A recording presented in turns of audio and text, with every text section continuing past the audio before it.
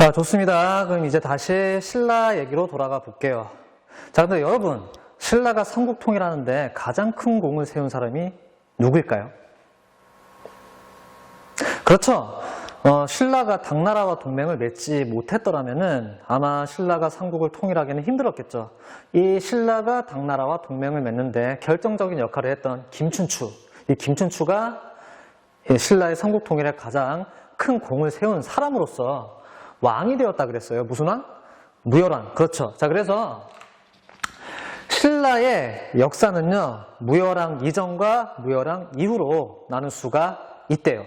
왜냐하면 이 무열왕이 즉위를 한 이 시점부터 한동안은 무열왕의 직계 자손들, 그러니까 무열왕의 아들, 손자, 증손자, 고손자 쭉쭉쭉 이렇게 내려오겠죠. 그 무열왕의 직계 자손들이 한동안 모든 진골귀족들을 제치고 왕권을 독점했기 때문이에요. 왕위를 독점 세습했기 때문이라는 거죠. 자, 이 무열왕 직계 자손들이 왕을 언제까지 하냐면은 서기 780년에 무열왕 자손이었던 해공왕이 죽거든요. 어떻게 죽게 되었는지는 이따가 얘기를 할게요. 이 해공왕이 죽을 때까지 이 무열왕의 자손들이 계속 왕을 했대요. 이렇게 표시를 해볼게요. 자, 이해되죠? 이 무열왕의 자손들이 왕위를 독점적으로 세습했던 그 시대를 뭐라고 부를까요?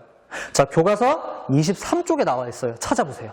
삼국사기라는 역사책에 요 시대, 무열왕의 직계 자손들이 왕을 했던 요 시대만 딱 따로 떼가지고 이렇게 부르면 돼요. 두 글자로. 그렇죠. 중대라고 부릅니다. 뭐라고요? 중대. 자, 신라 역사에서 이 시대를 중대라고 부르며 이 시대는 무열왕의 자손들, 직계 자손들이 왕을 했던 시기였다. 자, 그러면 그 이전은 뭐라고 할까요? 저 책에 나와 있습니다. 그렇죠. 그 이전은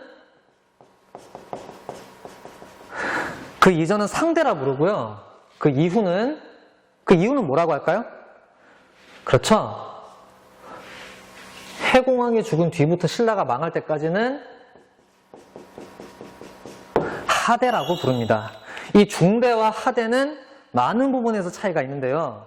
어떻게 보면 이 중대가 신라 역사에서 가장 특징적인 시기였다라고 부를 수도 있겠어요. 자, 무슨 얘기냐? 이 신라 중대 때는 그 어느 때보다도 신라에서 왕권이 가장 강력했던 시대입니다. 자, 그리고 신라의 중앙 집권이 완전히 마무리가 되었던, 완벽한 형태로 마무리가 되었던 그런 시기이기도 합니다. 자, 이게 어떻게 된 거냐면은 무열왕의 직계 자손들만 왕을 했던 이 시대에 다른 진골귀족들, 왕족이었던 진골귀족들은 불만이 전혀 없었을까요? 자기들도 왕족인데, 자기들도 왕이 될 수 있는데 얘들만 왕을 하고 있잖아. 얘들만 독주를 하고 있잖아. 불만이 없지가 않았겠죠? 반대로 이 중대 시대의 신라 국왕들은 나머지 진골귀족들이 겁나지 않았을까요? 얘들이 언제건 자기 자리를 빼앗을 수 있는데 겁났겠죠? 자, 그래서 이 신라 중대 때는 왕들이 나머지 진골귀족들을 집중적으로 억압했던 시대라고 우리가 정리를 할 수가 있겠습니다. 무슨 얘기인지 아시겠죠? 이 무열왕 직계 자손들이 왕위를 지키기 위해서 나머지 진골귀족들을 강력하게 내리눌렀던 그런 시대라는 거죠. 자, 이게 많은 부분에서 신라의 변화를 가져오게 되는데요.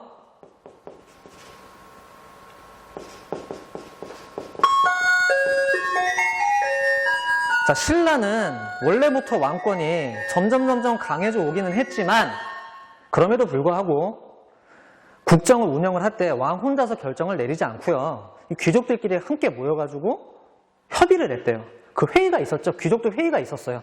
그 회의가 국정 운영이 원래 중심이었거든요. 무슨 회의였더라? 우리 예전에 배웠어요, 잠깐. 신라에서 귀족들이 둘러앉아가지고 만장일치로 국정을 결정했던 그런 회의. 뭐였지? 네 글자인데? 그렇죠. 화백회의죠. 이 화백회의에서 왕과 진골귀족들이 앉아가지고 한 거예요. 회의를 한 거죠. 자, 그런데 이 중대 때 국왕들은 진골들의 힘을 내리누르려고요. 이 화백회의의 기능을 사실상 무력화시킵니다. 자, 그리고 오로지 국왕의 명령으로만 나라가 굴러갈 수 있도록 시스템을 뜯어 고칩니다. 자, 그래서 어디를 강화시키냐면요, 왕의 비서실을 강화시킵니다. 왕의 비서실, 당시에는 왕의 비서실을, 자, 따라해 봅시다. 집사부. 집사부를 강화시키고요. 이 집사부의 장, 지금으로 치면 비서실장이겠죠. 집사부의 장인, 집사부, 자, 따라해 봅시다. 시중. 집사부 시중의 권한을 크게 강화시킵니다. 오로지 여기에서만 왕의 명령이 나올 수 있도록 바꾼 거죠. 자, 그리고 더 나아가서 진골귀족들의 힘을 꺾기 위해서 그들의 경제적인, 군사적인 기반도 빼앗아 오려고 합니다. 자, 당시 진골귀족들은 통일전쟁에서 공을 세웠다는 이유로 왕으로부터 특별한 권리를 하사받은 게 있었어요. 거의 모든 진골귀족들이 전쟁에 참전했기 때문에 이 권리를 다 가지고 있었다고 해요. 자, 그게 뭐냐면 어느 특정 구역에서 원래 왕에게 바쳐져야 될 세금을 자기가 대신 걷어서 먹을 수 있는 권리였다는 거죠. 세금을 대신 거둘 수 있는 권리. 이런 걸 수조권이라고 하거든요. 무슨 권? 수조권. 이 수조권을 받았어요. 특정 구역에서 세금을 대신 받을 수 있는 권리. 그 구역, 세금을 대신 거둘 수 있는 구역을 왕이 귀족들한테, 진골귀족들한테 내려줬는데 그 구역의 이름을 당시에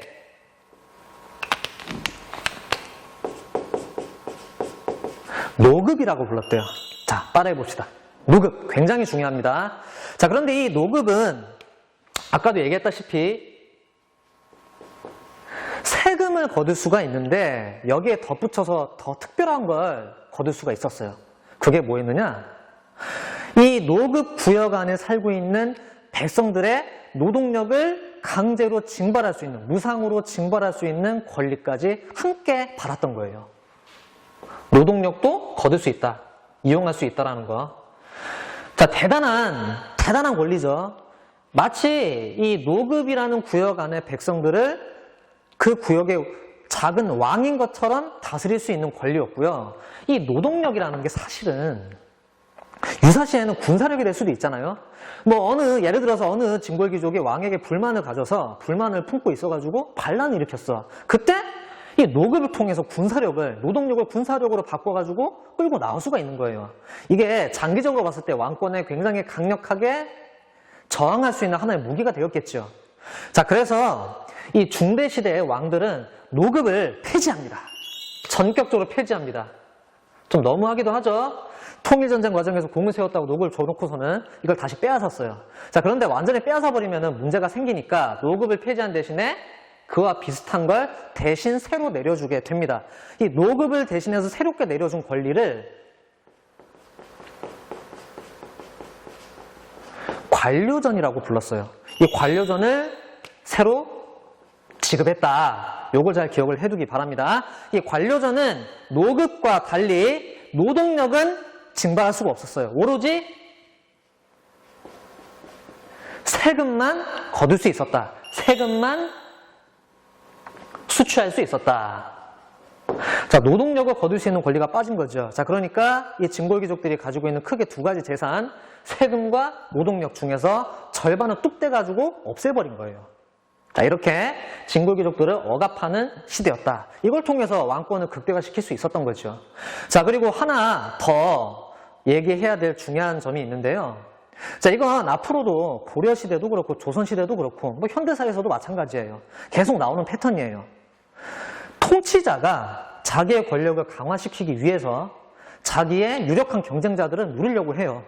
근데 그들을 그냥 힘으로 일단 눌러놨어. 근데 그걸 계속 힘으로 누르고 있을 수만은 없잖아요. 그 힘을 눌러놓은 상태를 유지하기 위해서는 그 경쟁자들, 원래 기득권을 가지고 있었던 경쟁자들을 강력하게 견제할 수 있는 새로운 세력을 키워야 되겠죠. 새로운 경쟁자를 또 키우는 거예요. 이 진골들의 경쟁자를 그래서 신라 중대 국왕들은 새롭게 키우려고 했는데요. 새로운 질서와 새로운 체제를 만들 수 있는 사람들이어야 했던 모양입니다. 자, 그래서 학교를 하나 세웁니다. 그들을 키우기 위해서. 자, 읽어봅시다. 국학. 이 국학을 이 시기에 설립을 했어요. 이 국학은 유학을 전문적으로 가르치는 학교였대요. 이 유학이라는 게 저번에도 잠깐 언급을 했지만 그냥 단순히 왕에게 충성하고 부모에게 효도해라 이런 윤리적이고 도덕적인 명령만 있는 게 아니라 이 중국 사람들이 자기네 문명을 건설하면서 여러 가지로 만들어 놓았던, 쌓아 놓았던 노하우들, 그 데이터들을 집대성한 학문이라 그랬죠. 나라를 운영하는데 여러 가지로 도움이 많이 되는 그런 학문이었던 거죠. 자, 이걸 전문적으로 배울 수 있는 학교를 새롭게 설치를 했대요. 그런데 이거 우리 예전에 고구려 소수리망이 비슷한 거 만들었다고 배운 적 있지 않나요? 잠깐 그게 뭔지 떠올려 볼까요? 그렇죠. 태학이죠. 소수리망 때 태학을 설립했던 게 여기서 좀 겹쳐 보이기도 합니다. 자, 국학을 설립을 했어요. 이 중대 국왕들이 국학을 설립을 해서 키우려고 했던 새로운 세력은요. 자, 퀴즈입니다. 우리 지난 시간에 골품제 배웠죠? 이 골품제에서 가장 꼭대기에 있는 게 진골들이었죠. 이 진골들에 비해서 크나큰 박탈감과 한계를 가졌던 바로 그 밑에 신분이 뭐였죠? 진골 바로 밑에. 골품제라는 신부제에서 진골 바로 밑에 있는 신분이 뭐였지? 세 글자죠? 숫자가 들어가고요. 그렇죠. 육두품입니다. 이 육두품들을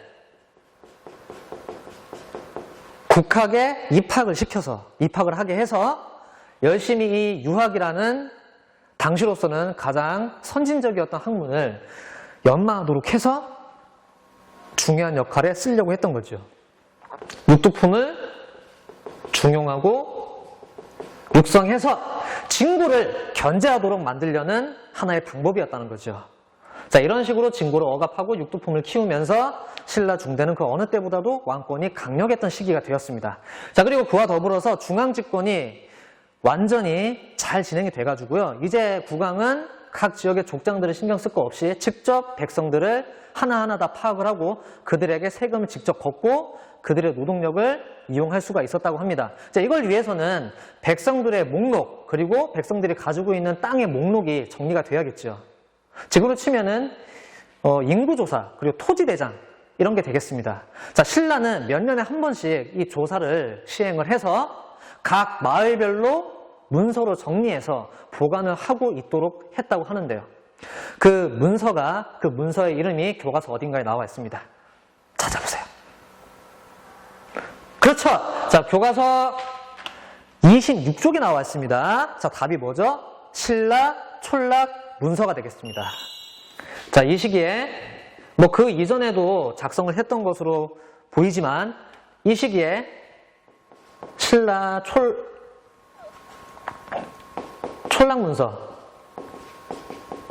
문서를 체계적으로 작성해서 정리했다. 이걸 통해서 각 마을별로 인구가 얼마나 되는지, 그 인구들, 그 백성들이 가지고 있는 땅은 얼마나 되는지, 그리고 그 집집마다 키우는 나무는 몇 그루나 되는지, 그리고 그 집에서 키우는 가축은 몇 마리나 되는지, 이런 것들을 속속들이 다 파악을 했대요. 왜 파악을 했을까요? 그렇죠. 그걸 통해서 세금을 걷고 군대에 동원을 하기도 하고 노동력이 필요할 때 노동력으로 동원하기도 했겠죠. 자, 이게 됐다는 거예요. 무엇을 통해서? 촌락문서 작성을 통해서요. 자, 아시겠죠? 자, 여기까지 중대시대의 특징을 살펴봤고요. 이렇게 강력해진 왕권과 중앙집권화가 마무리된 효율적인 국가 시스템을 통해서 신라 중대는 신라 역사사상 가장 크게 번영했던 시대로 기록이 되고 있어요. 자, 그런데 이 시기가 끝납니다. 언제? 해공왕이 죽으면서요. 이 해공왕이 어떻게 죽었냐면은 처참하게 살해당해요. 죽임을 당합니다. 누가 해공왕을 죽이냐면은요. 이렇게 독주하고 있었던 무열왕 직계 자손들에 대해서 불만을 강력하게 가지고 있었던 나머지 진골 귀족들이 있죠. 억압을 당하고 있었던 진골 귀족들이 결국에 참지 못하고 반란을 일으켰대요.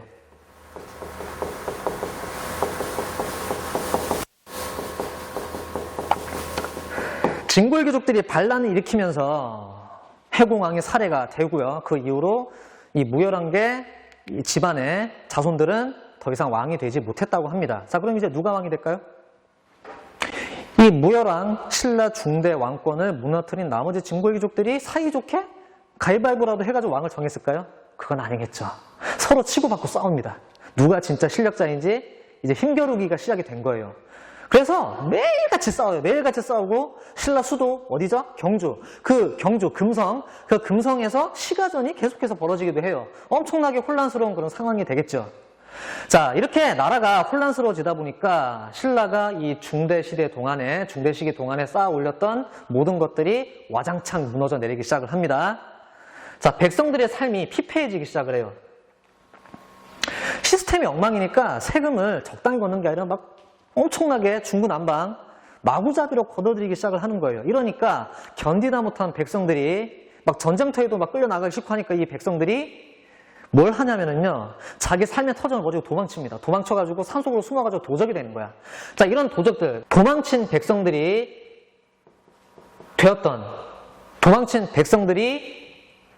만들었던 도적대들을 초적이라고 부릅니다. 이 초적이 들끓게 되고요. 더 나아가서 아예 전국적으로 농민들이 여기저기 봉기를 일으키기 시작합니다. 세금 내기 싫다고. 그만 좀 걷어가라고. 그만 좀 뜯어먹으라고. 농민 봉기를 막 일으켜서 나라가 엉망진창이 돼요. 이제 이 지경이 되니까 새로운 세력들이 들고 일어서게 되는데, 기존에 신라 중앙정부의 명령을 듣기 싫었던 지방 세력들이 독자적인 세력권을 만들어서 독립을 하기 시작합니다. 자, 그 독자적으로 독립하게 된 지방 세력들을 역사적으로 뭐라고 부르냐면은 호족이라 부릅니다. 자, 따라해 봅시다. 호족. 이 호족이 새롭게 성장을 하게 되는 거죠. 자, 말을 안 들어요. 그냥 수도에서 관리가 내려와서 그 지역의 세금을 내놓아라 그러면은 싫다 그러고 심지어 싸우기도 하고요.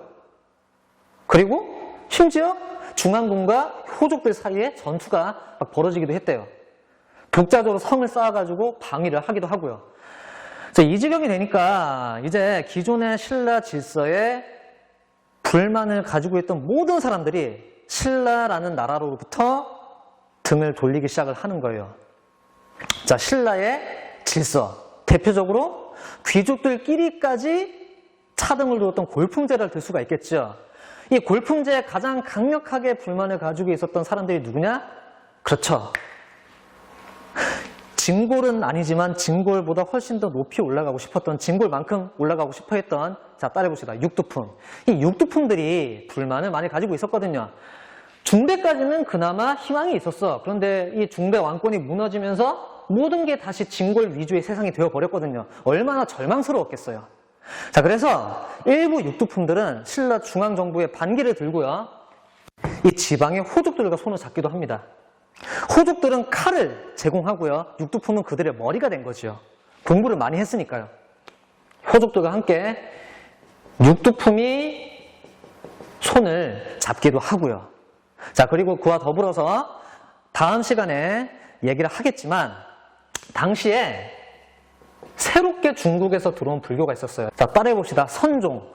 이 선종 불교도 새로운 시대에 걸맞는 세력이었던 호족들과 힘을 합치기도 했다고 합니다. 자, 이러니까 신라는 하나의 나라로 합쳐져 있는 모양새이긴 하지만 더 이상 하나의 나라가 아니게 되었고요. 지방의 호족들은 점점 더 힘이 강력해지기 시작을 합니다. 자, 그래서 심지어 어떤 호족들은 주변 호족들을 다 끌어모아가지고 자기가 독자적인 나라, 독자적인 정권을 세우기도 합니다. 자, 그 첫 시작이 뭐였냐면 서기 900년에 전라도 일대에서 원래 그 지역 군대 장군이었던 견훤, 자, 따라해봅시다. 견훤이라는 사람이 세운 후백제입니다. 서기 900년에 후백제가 건국이 되면서 신라의 통일시대는 사실상 끝나게 되었고요. 자, 그리고 바로 그 다음에 서기 901년에 궁예 아시죠? 궁예. 애꾸는 궁예. 이 궁예 자세한 설명 생략하겠습니다. 이 궁예도 그래? 후백제도 생겼어? 그럼 우리는 후고구려다. 고구려 다시 세우는 거야. 이러면서 후고구려를 세우게 됩니다. 거의 시기가 겹치죠. 그래서 이 후백제가 건국된 시점부터 신라가 멸망하는 936년까지를 따로 떼가지고 후삼국시대, 후삼국시대라고 부르기도 합니다. 예, 요거는 그냥 참고로 알아두시고요. 자, 아무튼 후백제도 세워지고 후고구려도 세워지고 나라가 다시 셋으로 쪼개졌어요. 자, 그런데 이 후고구려 내부에서 권력 다툼이 발생을 해서 왕이 바뀝니다. 궁예가 쫓겨나고요. 궁예 부하 중에 한 명이었던, 누군지 대충 감이 오죠? 성이 왕씨죠? 그렇습니다. 왕건이 궁예 자리를 빼앗고 다시 새로운 나라를 세웁니다. 자, 그게 서기 918년입니다. 후고구려가 고려로 바뀝니다. 자, 고려가 이렇게 세워지게 되는 거죠. 자, 이 고려를 세운 왕건은요, 자기 군대를 끌고 이 후삼국 시대라는 분열된 시대를 발빠르게 정리하기 시작을 합니다. 자, 수많은 전투를 거쳐서 서기 936년에 신라가 스스로 고려에 항복을 합니다. 그래서 신라가 망하게 되고요. 자, 같은 해 얼마 지나지 않아서 후백제가 전쟁에 패해서 멸망하게 되면서 이 고려가 후삼국을 통일하게 됩니다.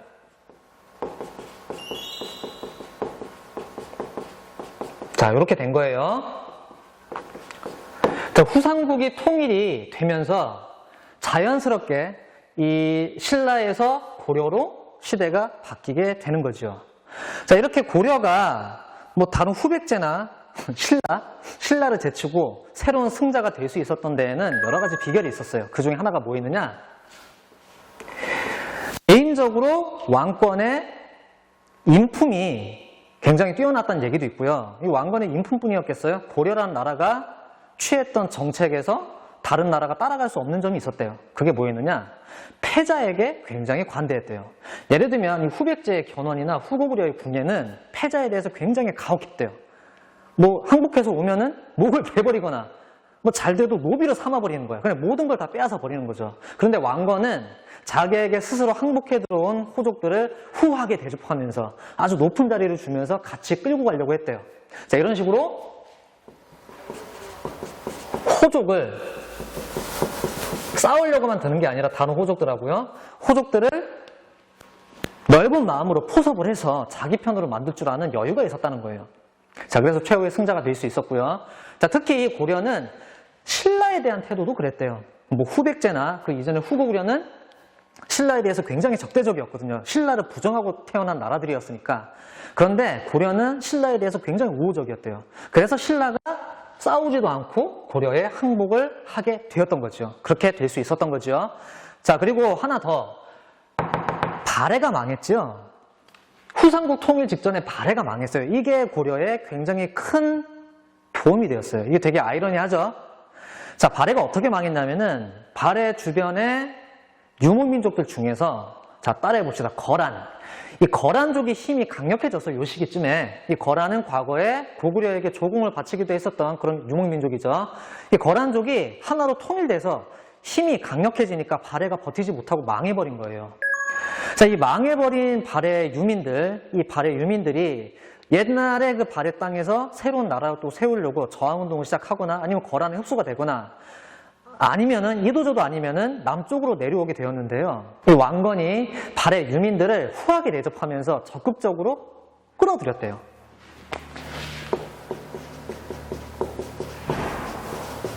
발해 유민도 포용을 하는 자, 그런 태도를 가졌기 때문에 이 발해 유민들이라는 새로운 인구를 받아들이게 된 셈이죠. 이 힘으로 다른 강력한 경쟁 상대였던 후백제와 싸움에서 이겨나갈 수가 있었던 거죠.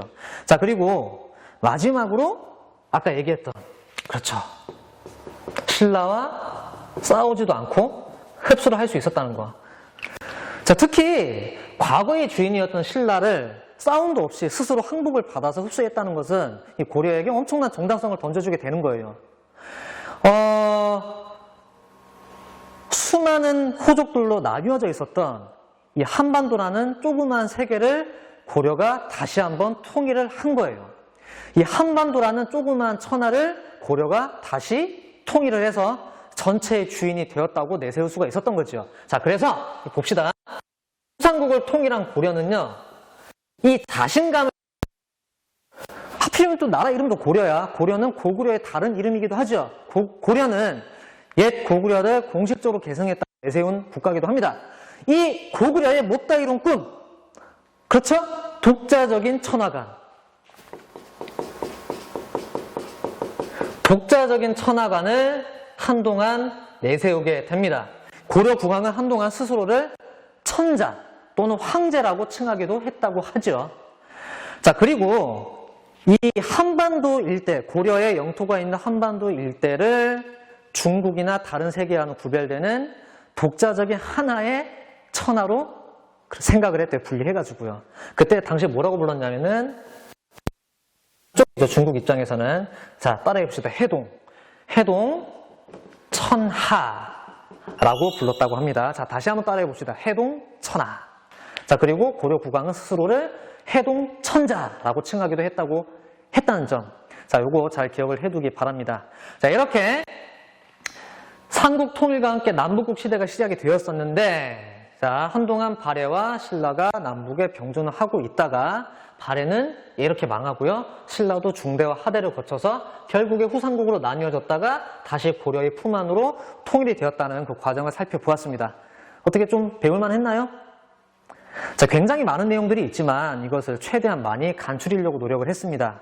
자, 선생님 이렇게 노력한 만큼 여러분도 지금까지 배운 거 하나도 빠짐없이 잘 복습을 해서 여러분 머릿속에 잘 넣어주면 정말 고맙겠습니다. 오늘 수업은 여기까지입니다. 감사합니다.